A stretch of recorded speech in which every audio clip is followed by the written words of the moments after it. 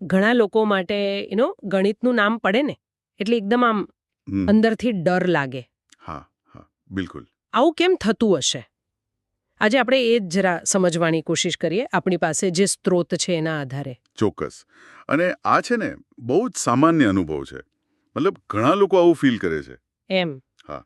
અને રસપ્રદ વાત એ છે કે આ ડર પાછળ કોઈ એક કારણ નથી હોતું. ઘણા બધા પરિબળો છે જે ભેગા મળીને અસર કરે છે. તો ક્યાંથી શરૂઆત કરીએ? પહેલો મુદ્દો જે સ્ત્રોતમાં પણ છે એ છે ભણાવવાની રીત કદાચ. બરાબર. સૌથી મોટો મુદ્દો કદાચ આ જ છે. એટલે પેલું ગોખણપટ્ટી પર ફોકસ, સૂત્રો યાદ કરાવી દેવાના પણ એની પાછળનો તર્ક નહીં સમજાવવાનો. હા. અને એની સાથે પેલી ભણાવવાની સ્પીડ પણ ખરી. બધા એકસરખી ગતિથી શીખી ના શકે ને. સાચી વાત. અને પછી એને રોજિંદા જીવન સાથે કનેક્ટ કરવાનો અભાવ. એટલે વિષય એકદમ નીરસ લાગે. બિલકુલ. અને જ્યારે સમજણ ના હોય, ખાલી ગોખેલું હોય, ત્યારે શું થાય? ભૂલો પડે. હા. અને વારંવાર ભૂલો થાય એટલે પછી પેલો આત્મવિશ્વાસ એ તૂટી જાય. અને આ તૂટેલો આત્મવિશ્વાસ જ કદાચ એમ કે ડરનું મુખ્ય કારણ બની જાય છે. હા. અને આત્મવિશ્વાસની વાત આવી એટલે બીજો મુદ્દો પણ જોડાય છે. પેલા નકારાત્મક અનુભવો. જેમ કે જેમ કે પરીક્ષામાં ઓછા માર્ક્સ આવ્યા હોય અથવા કદાચ કોઈ શિક્ષકે ઠપકો આપ્યો હોય ક્લાસની વચ્ચે. હા, અથવા તો દોસ્તારોએ મજાક ઉડાવી હોય. બરાબર. આ બધું મગજમાં રહી જાય અને એક માન્યતા બની જાય કે હું ગણિતમાં નબળી છું કે મારાથી આ નહીં થાય. અને આ છે ને એને પેલું સેલ્ફ ફુલફિલિંગ પ્રોફેસી કહેવાય, ખબર છે?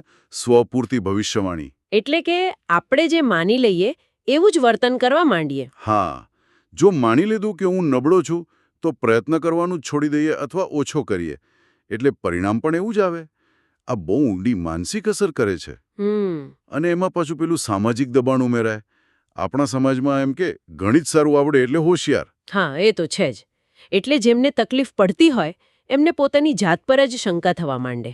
અને આપણી પરીક્ષા પદ્ધતિ પણ ઘણીવાર એવી છે ને કે જવાબ સાચો પડ્યો કે ખોટો એના પર જ ફોકસ હોય, પ્રક્રિયા પર નહીં. એટલે ભૂલ કરવાનો ડર લાગે. એટલે શીખવાની જે મજા છે એ જતી રહે. બરાબર.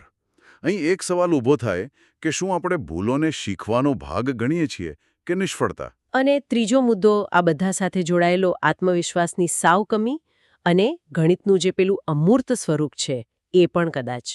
ચોક્કસ. જો બેઝિક કન્સેપ્ટ જ ક્લિયર ના હોય, પાયો જ કાચો હોય, તો પછી આગળ વધવું બહુ મુશ્કેલ લાગે. અને ઘણા માટે ગણિત એટલે ખાલી આંકડા ને નિશાનીઓ. એ વાસ્તવિક જીવનમાં ક્યાં કામ આવે છે એ દેખાય નહીં. એટલે અઘરું અને અટપટું લાગે. એટલે આ બધું આમ જોડાયેલું છે. ભણાવવાની રીત, ખરાબ અનુભવો, આત્મવિશ્વાસનો અભાવ, વિષયનું અમૂર્ત લાગવું. હા, એક સાંકળ જેવું છે. એક કારણ બીજાને અસર કરે છે અને બીજું ત્રીજાને. અને ખાસ વાત એ સમજવાની છે કે આ કોઈની જન્મજાત અક્ષમતા નથી હોતી મોટે ભાગે. એમ. હા, આ મોટે ભાગે બાહ્ય પરિબળો અને આપણી માન્યતાઓનું પરિણામ છે. સ્ત્રોતમાં પણ એવા ઉકેલો તરફ ઇશારો છે ને. હા, જેમ કે ભણાવવાની રીતમાં ફેરફાર, થોડું પ્રોત્સાહક વાતાવરણ બનાવવું. સમજણ કેળવવા પર ભાર મૂકવો, આત્મવિશ્વાસ વધારવો. એટલે આ ખાલી વિદ્યાર્થીની સમસ્યા નથી, પણ આપણી આખી સિસ્ટમ અને અભિગમનો પ્રશ્ન છે. તો ટૂંકમાં કહીએ તો ગણિતનો ડર થવા પાછળ ભણાવવાની રીત, પહેલાના ખરાબ અનુભવો, પરીક્ષાનું દબાણ, સમાજનો ડર, આત્મવિશ્વાસની કમી અને વિષયનું અમૂર્ત હોવું આ બધું જવાબદાર છે. બરાબર. અને શીખવાની વાત એ છે કે આ ડર મોટા ભાગે પેદા થયેલો હોય છે, એ કુદરતી નથી હોતો. બિલકુલ. અને અંતે એક વિચારવા જેવો મુદ્દો મૂકી શકાય, જે સીધો સ્ત્રોતમાં નથી પણ એના પરથી વિચારી શકાય. શું? કે જો આપણે શરૂઆતથી જ બાળકોને ગણિત ફક્ત સાચો જવાબ લાવવાની રમત તરીકે નહીં, પણ કેવી રીતે વિચારવું અને સમસ્યાનો ઉકેલ કેવી રીતે લાવવો એ પ્રક્રિયા તરીકે શીખવીએ તો. રસપ્રદ વિચાર છે.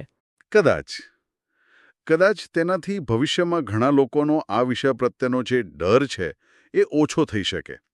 અને વ્યાપક રીતે જોઈએ તો સમાજમાં આટલા મોટા પાયે ગણિતનો ડર હોવાની આપણા પર શું અસર પડતી હશે એ પણ વિચારવા જેવું છે ને.